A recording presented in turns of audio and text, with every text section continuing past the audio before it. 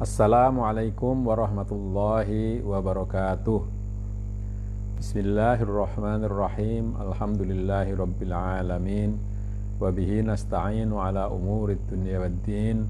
Wassalatu wassalamu ala ashrafil anbiya'i wal mursalin Sayyidina Muhammadin wa ala alihi wa sahbihi ajma'in. Saudara, marilah kita baca surat Al-Fatihah untuk Kiai Soleh Darat, penulis kitab yang kita pelajari pada malam hari ini. Lahul Fatihah. A'udzubillahi minasyaitonirrajim. Bismillahirrahmanirrahim. Alhamdulillahi rabbil alamin. Arrahmanirrahim. Maliki yaumiddin. Iyyaka na'budu wa iyyaka nasta'in. Ihdinas siratal mustaqim. Siratal ladzina an'amta 'alaihim ghairil maghdubi 'alaihim waladdallin. Amin. Ya, sekarang kita sampai ke ayat 147 dari surat Al-Baqarah. Bismillahirrahmanirrahim. Mongko ngendika subhanahu wa ta'ala kelawan mukhatab marang Bani Israil kelawan tambah tahdid. Maka lalu Allah Subhanahu wa taala berfirman dengan mengarahkan firman-Nya itu kepada Bani Israil dengan tambahan ancaman. Ya Bani Israil adhkuru ni'mati allati an'amtu 'alaikum wa anni faddaltukum 'alal 'alamin. He anak putune Nabi Yakub, padha eling-elinga sira kelawan ing nikmat ingsun ingkang sun paringaken ing atase sira kabeh. Itu arti dari ayat yang saya bacakan tadi adalah wahai anak cucu dari Nabi Yakub, ya, yang nama lainnya adalah Israel, kemarin disebut Isra itu abd, El itu Allah, jadi Israel itu artinya Abdullah sebetulnya. Ingatlah kalian semua nikmatku kepada yang telah kuberikan kepadamu, semuanya. Jadi nikmatku yang telah aku berikan kepadamu semuanya. Lan setuhune ingsun wus ngutamaaken ingsun ing sira kabeh angungkuli ing atase wong sak ngalamin zaman iku. Dan juga ingatlah bahwa aku telah mengutamakan atau mengunggulkan kalian melebihi semua orang seluruh dunia pada waktu itu. Yakni padha eling-elinga manungsa kabeh kelawan pira-pira peparinge nikmat pangeran. Maksudnya adalah bahwa Bani Israil itu disuruh untuk manusia disuruh untuk mengingat-ingat semua pemberian dari Allah Subhanahu wa taala yang berupa nikmat. Artinya Arab syukur kelawan nikmat, maksudnya adalah melakukan syukur terhadap nikmat itu. Utawi syukure nikmat iku arep tongat lan arep iman kelawan Nabi Muhammad sallallahu alaihi wasallam lan iman kelawan Quran. Yang dinamakan syukur nikmat itu adalah patuh dan beriman kepada Nabi Muhammad SAW dan beriman kepada Al-Quran. Mulane wajib syukur krana subhanahu wa ta'ala wis ngutamaaken ing sira kabeh kelawan ngungkuli wong sak ngalam kabeh.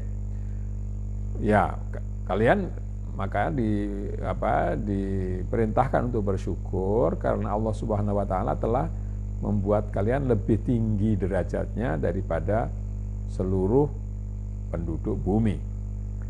Artine ngalame iku zaman, maksudnya adalah penduduk bumi di masa itu, ya. Ora kok ngungkuli sakabehane ngalam ora krana wis ijma. Setuhune umat Muhammad iku luwih utama tinimbang sakabehane umate para rasul kabeh. Ya, karena jadi hanya untuk zaman itu saja, bukan seluruhnya, karena telah sepakat para ulama bahwa umat Muhammad itu lebih utama daripada seluruh umat para nabi semuanya.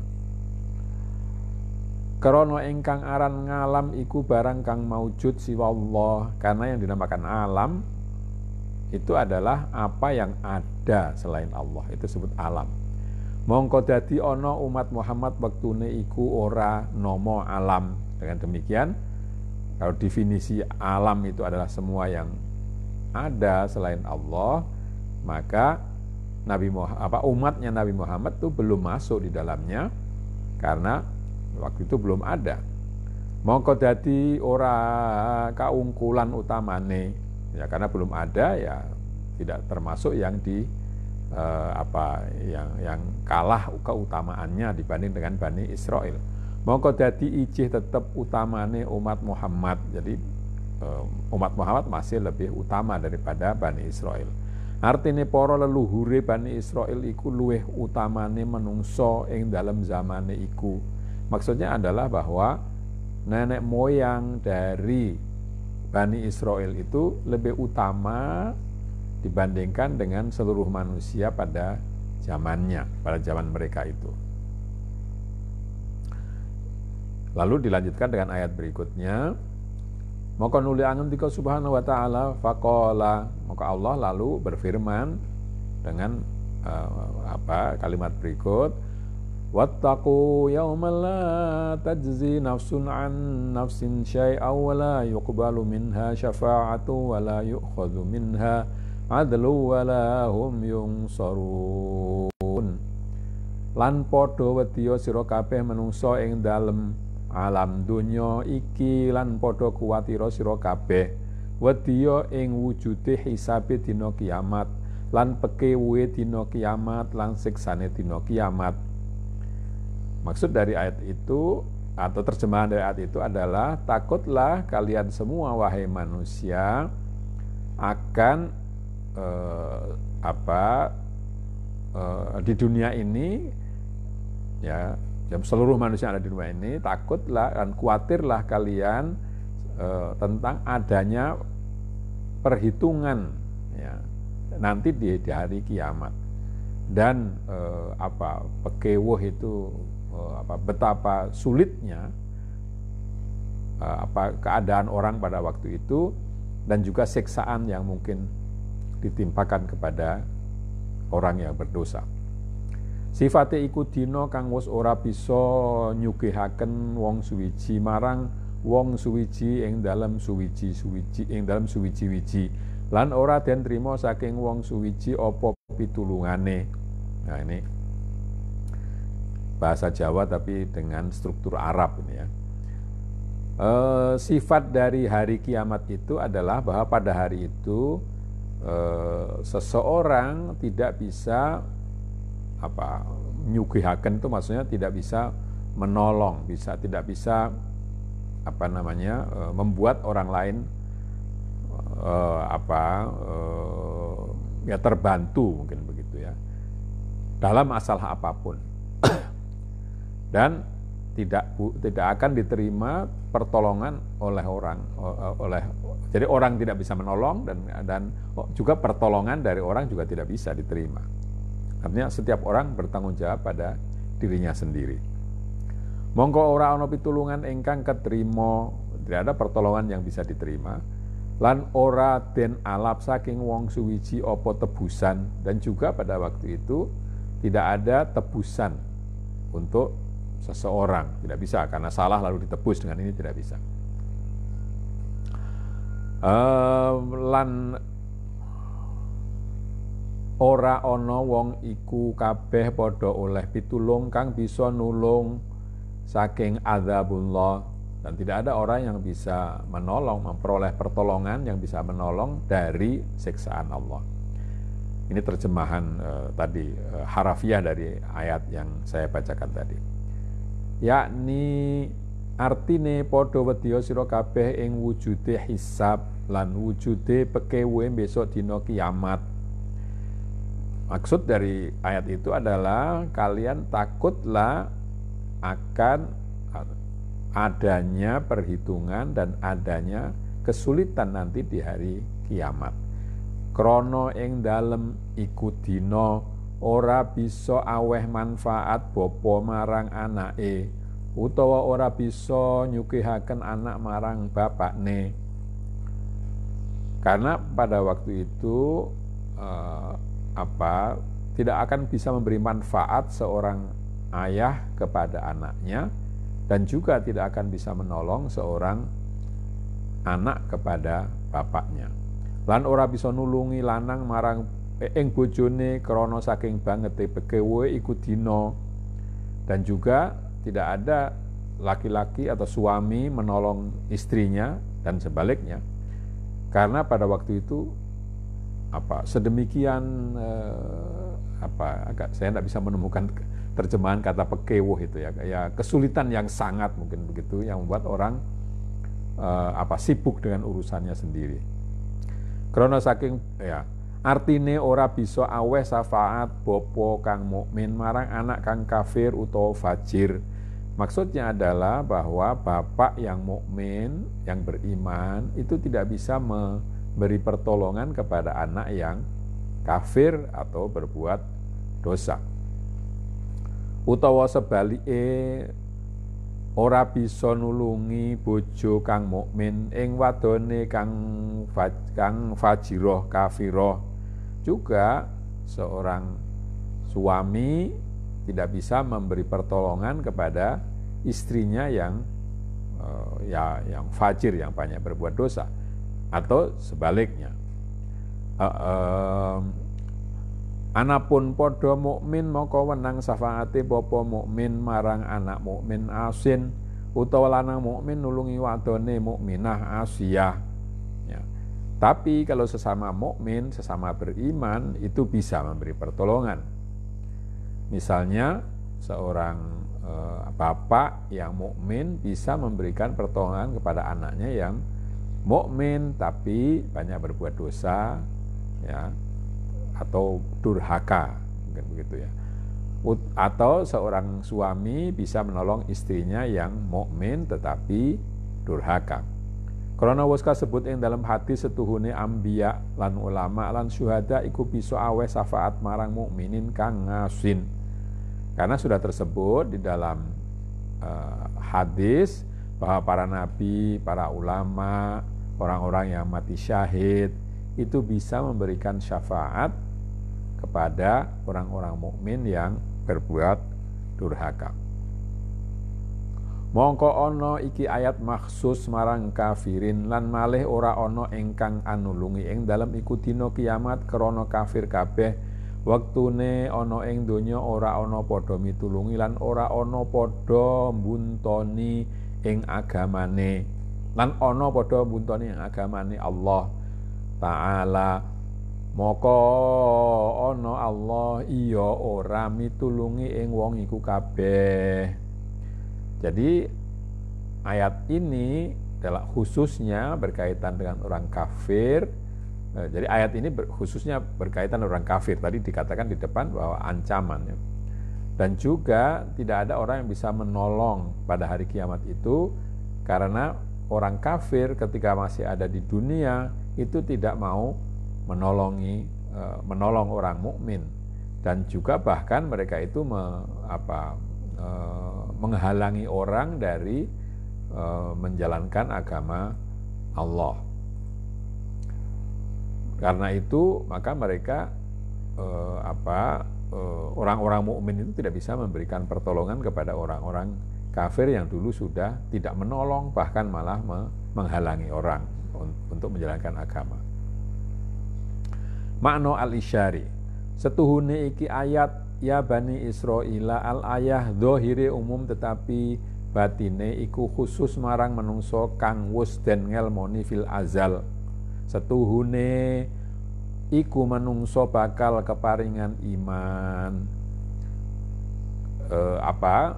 Kata-kata ya Bani Israil, wahai anak cucu dari Nabi Yakub sampai dengan akhirnya ayat itu secara zahirnya, secara harafiahnya itu umum, tetapi secara batinnya, hakikatnya itu khusus untuk manusia yang sudah diketahui dari azali, dari zaman azali bahwa dia akan mendapatkan iman, dia akan diberi iman oleh Allah. Sabab subhanahu wa ta'ala wis paring nikmat kelawan den ciprati nurullah ing dalam dinane gawe Allah ing menungso ing dalam alam saiki. Ya, kemarin sudah disebutkan bahwa Allah sudah memberikan kenikmatan kepada kepada orang-orang ketika mau dilahirkan di dunia dengan diperciki cahaya dari Allah. Ya, ketika manusia itu dibuat masuk ke dunia. Mongko nuli den dawuhi purih syukur marang nikmat nurul iman lan nurullah. Karena itu lalu orang-orang ini diperintahkan untuk bersyukur kepada nikmat yang berupa nurul iman, cahaya keimanan dan cahaya Allah. Ya, ada hadis yang mengatakan bahwa Allah ketika menciptakan manusia itu setelah diciptakan selesai, ketika lahir ke dunia itu diperciki dengan air, ya, tapi dengan cahaya. Tapi cahaya itu tidak kena semua orang. Yang kena itu beriman, yang tidak kena ya dalam kegelapan. Utawi syukure iki nikmat iku iman kelawan Nabi Muhammad lan iman kelawan Quranul Azim. Ya, mensyukuri nikmat ini itu dengan cara beriman kepada Nabi Muhammad SAW dan beriman kepada Quran yang Maha Agung, Quran yang agung. Qala sallallahu alaihi wasallam faman asabahu min dzalika nur yauma idzin syai'un ihtada faman akhtaahu dhalla. Ini hadisnya, hadis yang saya sebutkan tadi. Rasulullah SAW bersabda, maka orang yang mendapatkan dari percikan cahaya tadi sesuatu atau satu bagian kecil saja, dia akan mendapatkan petunjuk. Sementara yang tidak, ya dia akan sesat. Jadi ketika diperciki itu barang-barang banyak orang, ada yang kena, ada yang tidak. Lan malih setuhune subhanahu wa ta'ala andika lan ingsun wis ngutamakaken ingsun ing sira kabeh kelawan ingsun paringi nur angungkuli ing manungsa kabeh kang ora oleh nur. Dan juga sesungguhnya Allah Subhanahu wa ta'ala itu berfirman, aku telah mengutamakan kalian semua dengan memberikan cahaya yang melebihi manusia-manusia lainnya yang tidak mendapatkan cahaya. Lan padha wedya sira kabeh ing wujude dina kiamat kang ora ana bisa nulungi suwiji menungsa marang wanehe. Dan takutlah kalian akan datangnya hari kiamat yang di hari itu tidak ada orang yang bisa menolong kepada orang lain. Qala ta'ala likulli imri'in minhum yauma idzin sya'nu yughni. Allah berfirman, bagi setiap orang pada hari itu, dari semua manusia, itu pada hari itu ada kesibukan yang membuatnya tidak bisa mempedulikan orang lain. Jadi karena sibuk dengan urusannya sendiri sampai tidak bisa memperhatikan orang lain. Wa kullu nafsin bima kasabat rohinah. Dan setiap diri itu rohinah itu artinya tergadai, ya, terikat dengan apa yang telah dikerjakannya.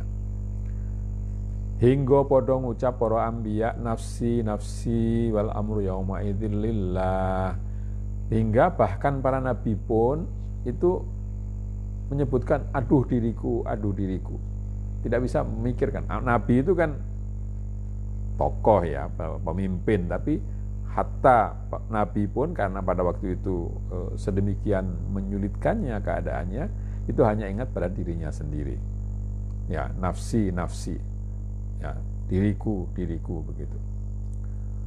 Utawi khitabullah iku ana telung werna komunikasi Tuhan kepada manusia itu ada 3 macam. Suwiji mukhatab marang awam lan ya iku nama alamin den tuturi kelawan den kon wedi azab lan wedi kiamat kaya ayat wattaqu yauman wattaqu naro. Ya. Yang pertama adalah firman atau komunikasi Allah yang ditujukan kepada orang awam, yang juga disebut dengan alamin. Awam, orang umum, umumnya orang, itu disebut dengan alamin, penduduk atau orang, penduduk bumi atau penduduk dunia yang berakal. Dan tuturi orang-orang seperti ini dinasihati untuk takut kepada siksaan, kepada siksa, dan takut kepada hari kiamat.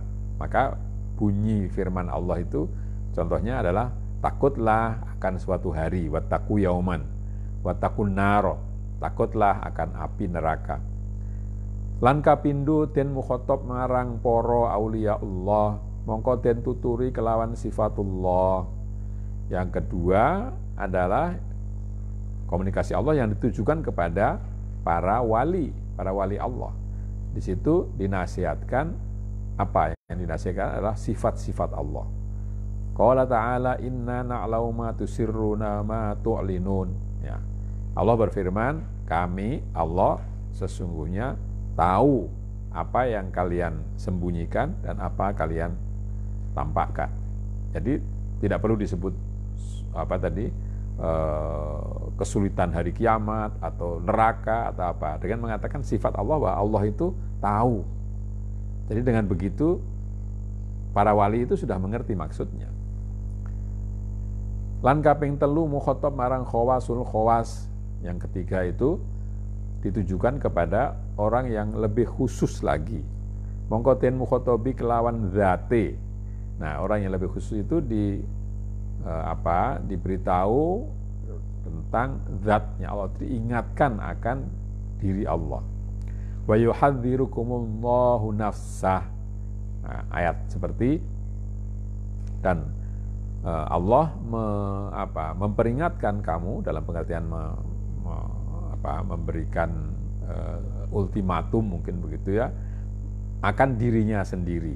Jadi dengan menyebut Allah saja, tidak usah pakai sifat tadi. Kalau waliullah kan disebut sifatnya, Allah Maha Tahu, Allah Maha Menyiksa, Allah Maha dan seterusnya.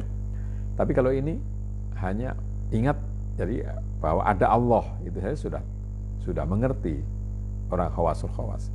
Wattaqullaha haqqa tuqatih. Ya. Takutlah kalian kepada Allah dengan sebenar-benarnya takut. Wallahu a'lam. Ya, Allah Maha memahami, Maha mengetahui mengenai apa yang dimaksudkan dengan firman-Nya itu. Nah, saya kira sampai di sini saja dulu. Jadi jangan dikira bahwa firman Allah itu semuanya mukhatab kepada orang keseluruhan orang, tetapi ada tingkatan-tingkatan tertentu. Mungkin juga kita bisa memahaminya dengan dari jurusan manusia. Jadi ada yang memahaminya hanya perintah dan larangan yang zahir, ada yang memahaminya dengan isyarat, ada yang memahaminya dengan yang lebih dalam lagi, yaitu dengan mengingat Allah, lalu sudah menjadi sudah paham gitu, bahwa maksudnya adalah supaya menjaga diri dan seterusnya. Demikianlah kita akhiri dengan bacaan hamdalah. Alhamdulillahirabbil alamin. Kurang lebihnya saya minta maaf. Akhirul kalam. Wassalamualaikum warahmatullahi wabarakatuh.